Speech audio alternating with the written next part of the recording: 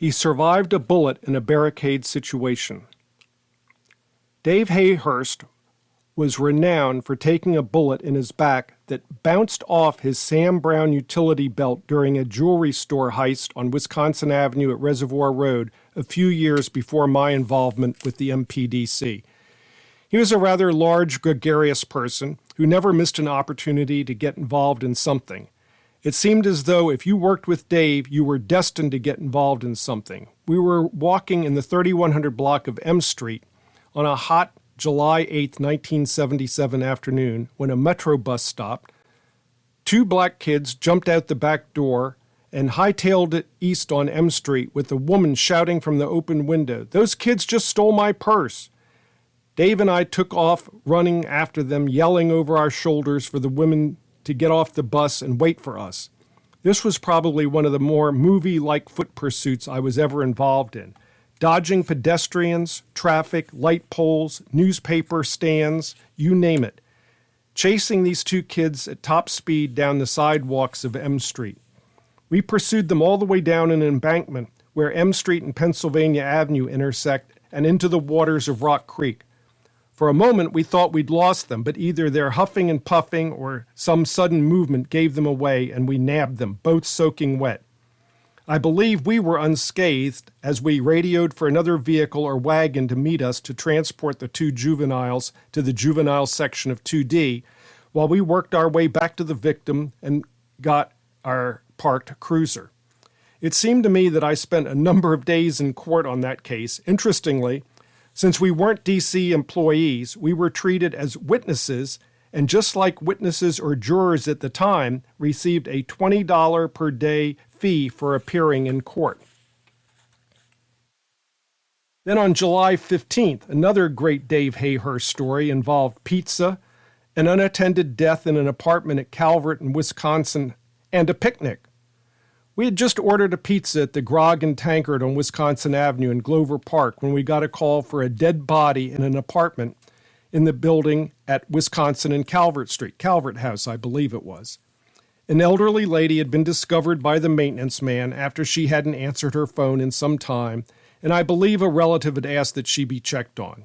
Well, she was quite dead on the kitchen floor of her apartment. We called for a supervisor and the medical examiner and began combing her place for attending doctor information in hopes that the medical examiner would consult with her doctor by phone, thus eliminating a ton of paperwork, autopsy, etc. There was no evidence of foul play. When Sergeant Ed Jones and Reserve Lieutenant Gary Janney arrived, we told them we had a pizza waiting for them at the Grog and Tankard, and it needed to be picked up. I may be mistaken, but I believe the Grog didn't charge cops for pizza, which is probably why we were there in the first place. But anyhow, that we'd wait for the morgue wagon and begin the paperwork.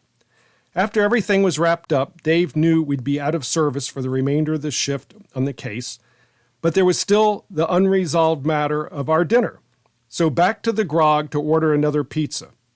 He may have ordered from the phone of the deceased, I don't recall, but he made sure that he got a napkin and filled it full of hot pepper flakes, folded it over, tucking the several tablespoons of flakes in.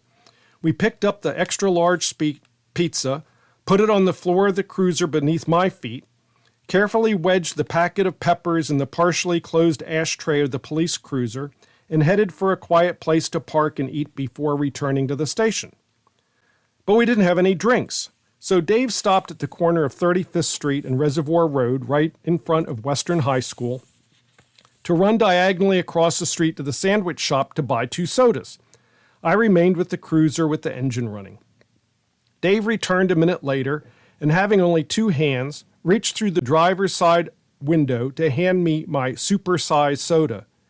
And as he was doing so, his hand hit the steering wheel, the cup dropped from the lid, splashed into the radio and siren console, and landed on the carefully placed pizza box at my feet. Immediately, before either of us could react, the siren started wailing and the red light started revolving. Cursing loudly, Dave managed to get his rather large frame back into the car with at least 1 drink intact and immediately reached for napkins to begin soaking up the mess.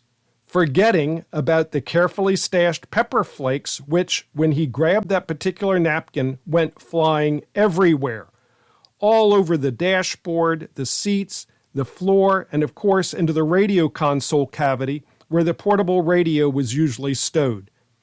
More cursing followed as we scrambled to stop the screeching siren and got everything under control. I don't recall if he simply shut off the siren and radio unit, there may have been a master switch somewhere, or actually had to open the hood. In any event, while it only lasted a minute, it seemed like an eternity. Now what were we going to do? I suggested we head to my garage just 9 blocks west on Reservoir Road, use my supply of paper towels and 409 to get the mess cleaned up, eat what was left of our pizza, and then head to the station to complete the paperwork. As we drove up the alley to my garage, Dave got on the radio to the dispatcher and advised that we would be on a 107E, which was code for a meal, in the, where are we? He asked, letting go of the push-to-talk button on the microphone, in the 4400 block of Greenwich Parkway. There was a pregnant pause on behalf of the dispatcher, which we inherently knew she was trying to process where we were in the 2nd District. However, she finally acknowledged, Scout 71, 10-4 on your 107E on Greenwich Northwest. We must have used an entire roll of paper towels, finally got things blotted and soaked up sufficiently that the radio worked and the siren quieted down when we restored power to it. I suppose we were quite proud of ourselves recovering nicely and, more importantly, undetected from such a near disaster regarding government-owned equipment. We marked back in service and headed up Foxhall Road, right on Cathedral, crossed to Idaho and 2nd District headquarters. We topped off the tank and parked the cruiser versus turning it over directly to our relief as we were ending our shift early for paperwork, and walked into the station's report writing room and approached the split Dutch door check-in counter to turn in the portable radio and traffic tickets to Dave Sergeant Ed Jones. Jones took the materials from Dave and looked at us both, shaking his head, tisk-tisking, I can't believe you two had a picnic on Greenwich Parkway and didn't invite your old Sarge to join you. Dave immediately replied, we would have, but we knew you had already eaten the pizza we'd ordered. Dave was that slick. Never a word was said about the condition of the cruiser or problems with its equipment. However, there were many times when I'd be sitting at home listening to the 2nd District police activity on my police scanner, when I'd hear someone assigned to Scout 71, the cruisers were assigned to the patrol areas back then, come over the radio with a request, and the transmission would break out or be partially garbled with the dispatcher requesting, Scout 71, your radio is breaking out. Can you repeat your last traffic? Only Dave and I knew why Scout 71's radio was acting up.